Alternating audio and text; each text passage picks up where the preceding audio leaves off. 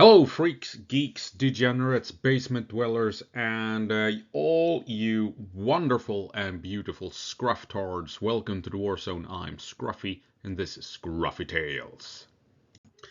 And we will now explore just how Sweden can help Ukraine potentially wipe out all Russian drones in Ukraine, or damn near all of them.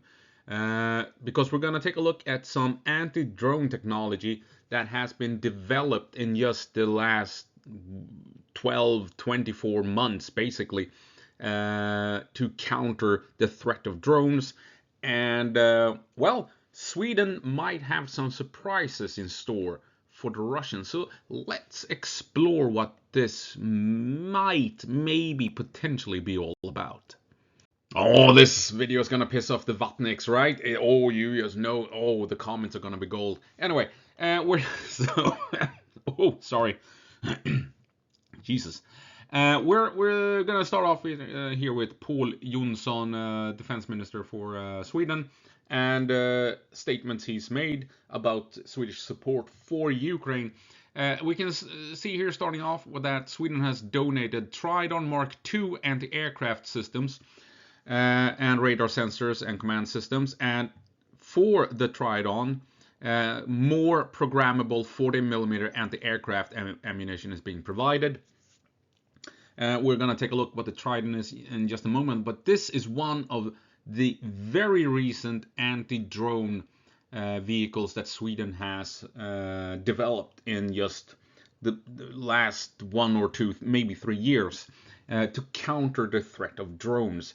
It's a self-propelled anti-aircraft gun, but instead of having the 40mm Bofors on a CV90, it's mounted on a truck instead, specifically to hunt down and engage drones. And this vehicle is not properly yet introduced into the Swedish army, and the Ukrainians are getting it nonetheless. Now, on that note, let's move on to what he also said.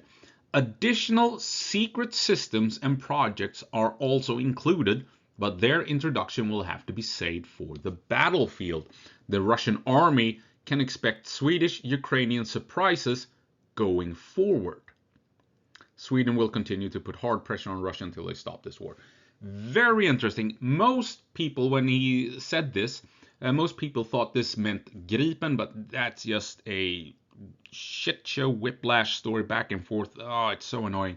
But I've said from the beginning that I think that this is even more anti-drone technology that we're talking about, because right as we speak, the Nordic and the Baltic countries have begun their project to create a Nordic-Baltic brigade for Ukraine.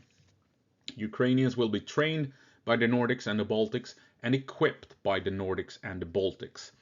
And also on top of that, we're now nearing Sweden providing the latest state-of-the-art CV90 for Ukraine, the CV90-35 with a 35mm chain gun, and also a anti-tank guided missile pod and everything, and active protection system and what have you. So these are soon to be fielded by Ukraine.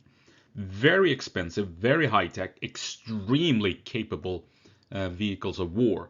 And we're also going to see an uptick in Archer artillery systems for Ukraine. They currently operate 8. So far, we have only 1 confirmed damage. Everything else is operational, even though we know the Russians have hit these with drones on at least 3 occasions. And now those 8 will be expanded upon, so Ukraine will eventually, in the end, when everything is done and everything has been delivered, they will have 44 archers, all in total.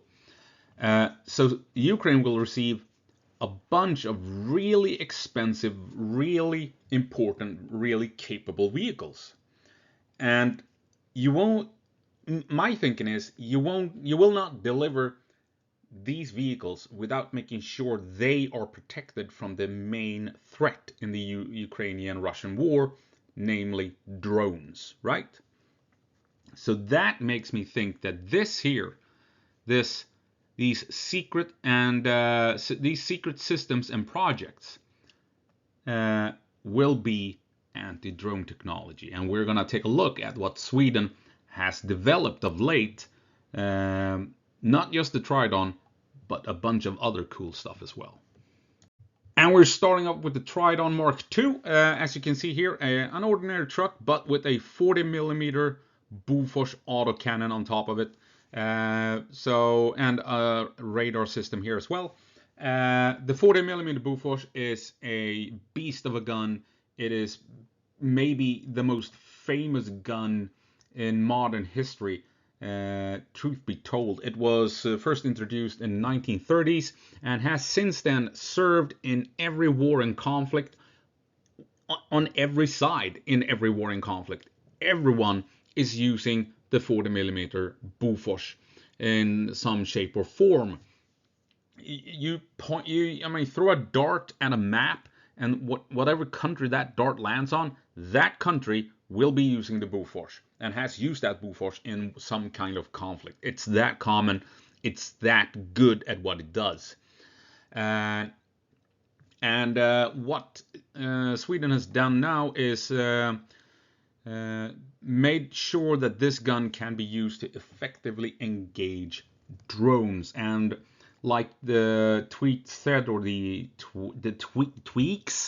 X tweet said, that Ukraine will receive a lot of programmable ammunition, and that means 3P ammo. 3P ammo, I've forgotten what the 3Ps are. It's programmable projectile, something preset programmable projectile, I think, something like that. Anyway, this ammo has 6 modes of attack, so you can switch between these 6 depending on target. Engaging a BMP, or shooting at drones in the sky, or having an airburst over a trench line, or whatever. Very nifty ammo. And using the 3P ammo and its different attack settings, originally meant to take out gunships, attack helicopters, switching them now and using them on drones, this will probably be very effective, especially against high-flying drones. Remember, this is an anti-aircraft gun. In the modern setting, it is used to engage helicopters and stuff like that. So taking out drones shouldn't be an issue at ranges up to 3 or 4 kilometers away. So you can imagine that the high-flying command and control drones will be easy targets. Reconnaissance drones just as well, and loitering drones, the Lancets that are just circling and looking for a target, they will be easy targets for the Tridon with the 40mm Bofors. So those types of drones will have a reduced effectiveness in an area guarded by Tridons. So very exciting that Ukraine will receive these. We know they will receive these. Now we're going to move over to the other systems that I think the defense minister was hinting on, talking about those secret projects and systems. And we're starting out with Loke, the Norse god of mischief, lies, deceit, and cunning. Also the father of Hel, Jormungandr, and the wolf Fenrir. Now some nuggets. Anyway, Loke. This is the original system where you had a vehicle with a radar on it and a truck or a car with a combined weapon system. The original weapon system was a ordinary general purpose machine gun with 7.62. This remains on all versions. And the original version also had a 12.7mm machine gun, a heavy machine gun, the 50 cal, as it's called, or Madius to the Americans. So this radar will detect first-person view drones quite easily, and then you can engage them with the weapon system on the truck.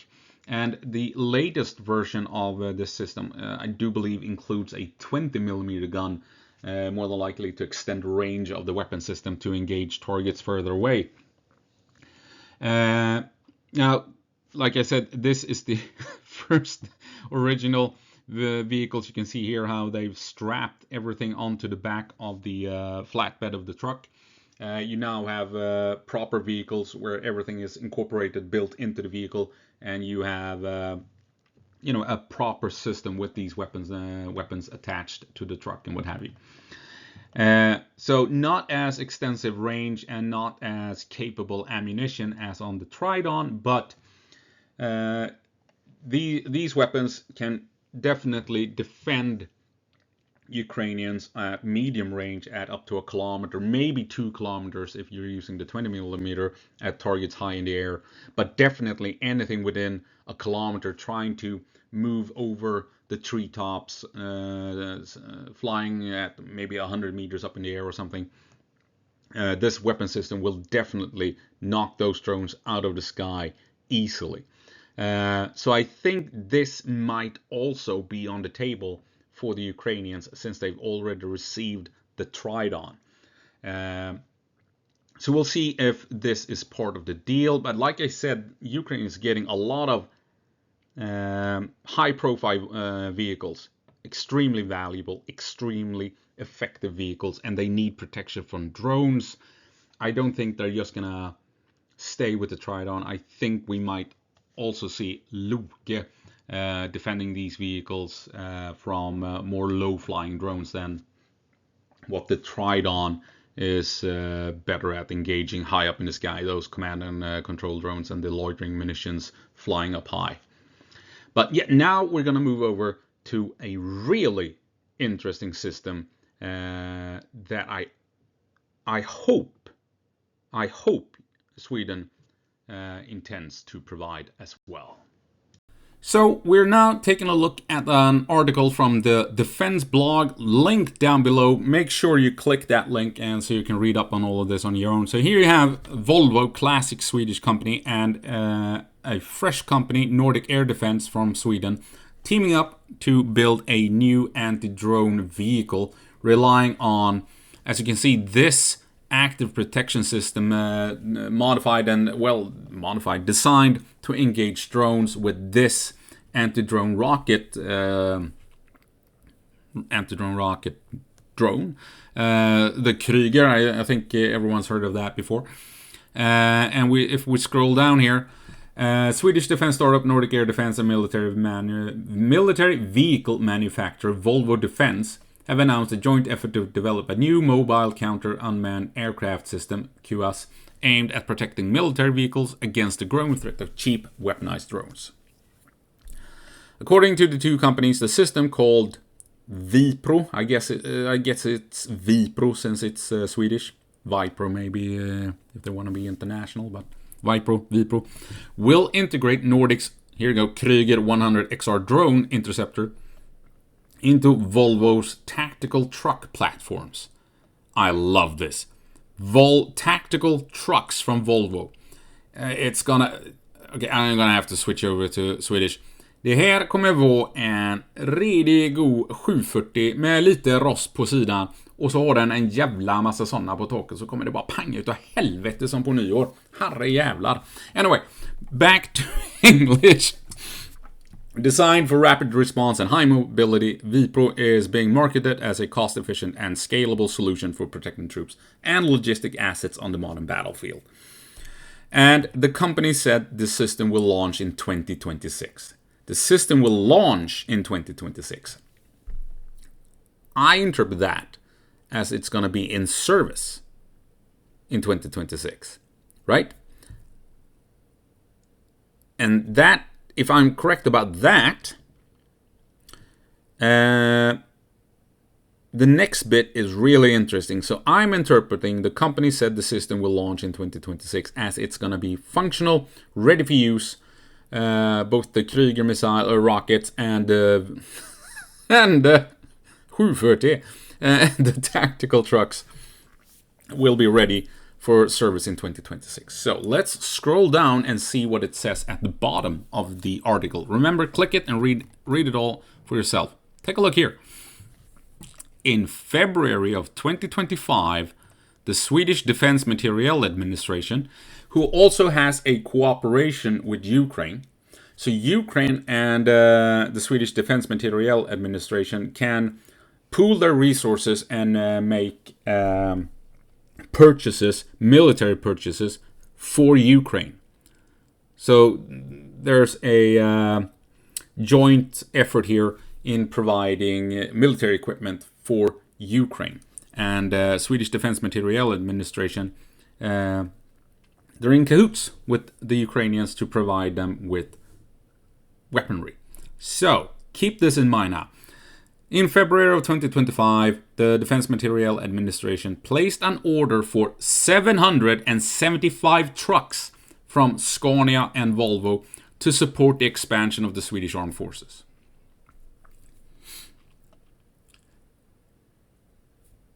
And the companies, they say that in 2026, the system will be ready to go.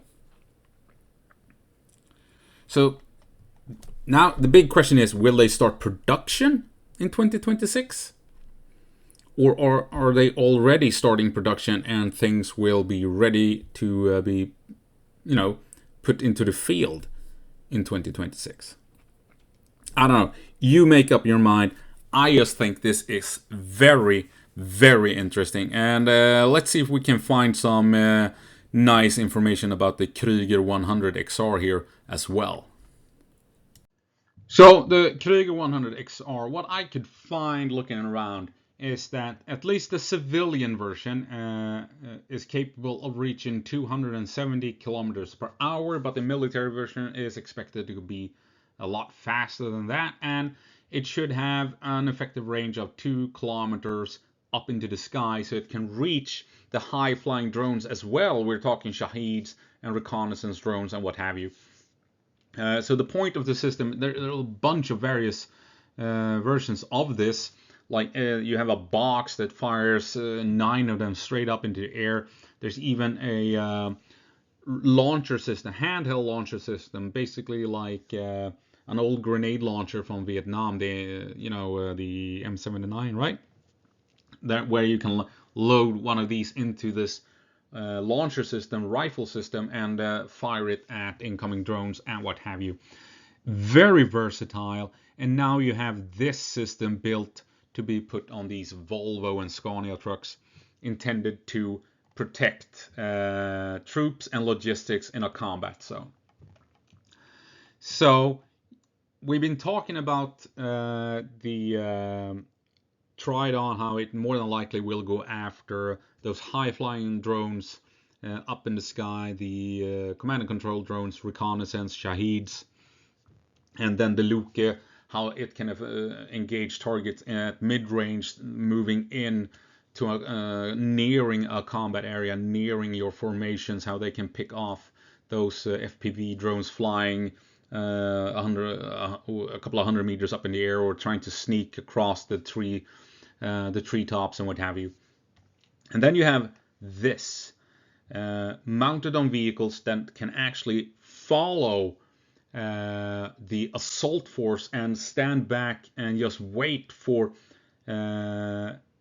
FPV drones to show up, and then you can launch these after those drones potentially, or maybe switch it around that the Krüger is the one engaging in mid-range and the Loke is the vehicle that protects the assault force from the low-flying FPV drones trying to dash in to connect with your own armor as they're advancing. So as you can see, all of these three systems, if you put them together, they create a very capable layered defense against drones if they work in unison to protect an assaulting force.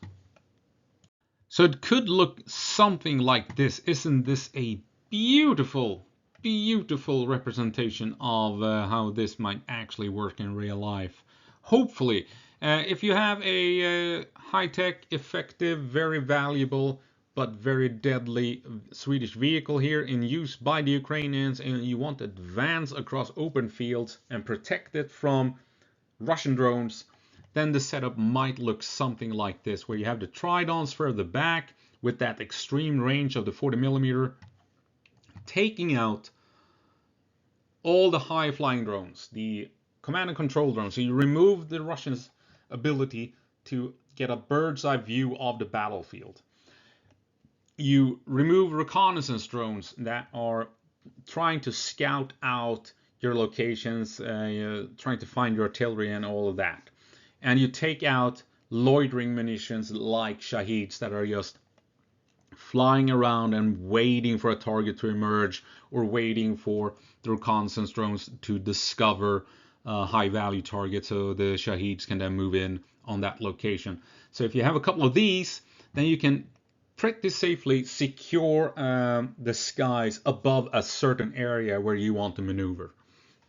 And then as you begin those maneuvers, the enemy will realize that heavy armor is inbound, and then they're going to send in their FPV drones and what have you, and some Shaheeds as well. And then if they're going to send in loitering munitions, Shaheed style drones, then all three systems can work together to take those out high up in the sky.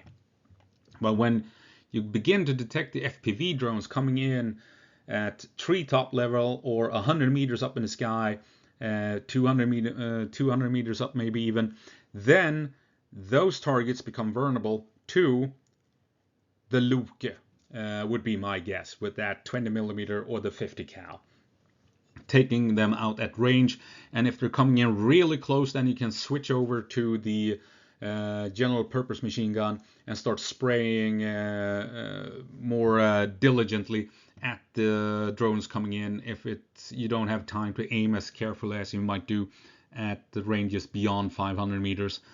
And they will take down a lot of the drones coming in at medium distance, would be my guess. And if any drones get past that wall or that screen provided by the Loke, then you have the Krüger that can begin launching their mini rockets at anything that is coming in close to the vehicles. And of course, you might even have them on the vehicles itself, and not just on an escort vehicle, and then the armored vehicle or the artillery piece or whatever can start launching these on their own against any threats that gets way too close for comfort. And all of a sudden, if you have this working in unison, you will reduce drastically the effectiveness of Russian drones. Yes, we know there's 10,000 of the drones in the skies, but you have to do something to combat them. And this is, I think, a working concept. So what I think Sweden wants to do, and what I think the Ukrainians are on board with, is to get a proof of concept.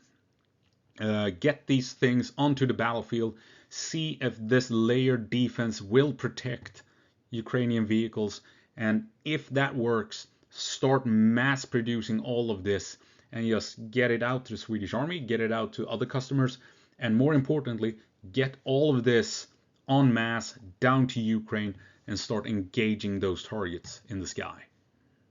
So what is Sweden's Defense Minister Paul Jonsson talking about when he's saying additional secret systems and projects are also included, but their introduction will have to be saved for the battlefield? We know they're going to get Tridons, and we know they're going to get some high value vehicles, extremely capable and dangerous infantry fighting vehicles, and artillery systems, and they need to be protected. Otherwise, why send them if you can't utilize them as intended? You have to be able to protect them from the drones to utilize them for maximum effect. And that is why I think we're going to see Tridons, Loke and Krüger all combined on the battlefield in Ukraine. Establish a proof of concept, engage all Russian drones over a small battle space, allow armored vehicles to push out and advance, keep the archers safe from any loitering munitions, and get a proof of concept, and then start mass producing when you know all of this works, and just push it all down to Ukraine and start clearing the skies of Russian drones. This is hopium, pure hopium. I am so ready to see this happen in 2026. for Sweden to give Ukraine a chance, the opportunity to just taking out all of these Russian drones. Just taking out the high-flying loitering munitions and the command and control drones and the reconnaissance drones, that would go a long way in helping Ukraine get an advantage on the battlefield. And maybe you can even begin with these smaller Krieger rockets to take out FPV drones that are flying in towards individual armored vehicles. I mean, that would be amazing as well. So I'm having high hopes for this. No way of knowing for sure, obviously, what Paul Jonsson was talking about, but they need to protect these high-valued vehicles that Ukraine will be receiving soon. Otherwise, what else is the point? Otherwise, they're just going to get slammed by drones like everything else down in Ukraine. So the key issue must be to provide these vehicles with credible, functional protection from the drones. And I think this is what we're talking about. This layered defense that has the potential of clearing the skies of Russian drones down in Ukraine. Anyway, that's going to be it for now. I hope I'll see you in the next one. As always, go på marsch, Ukraine, and give them hell.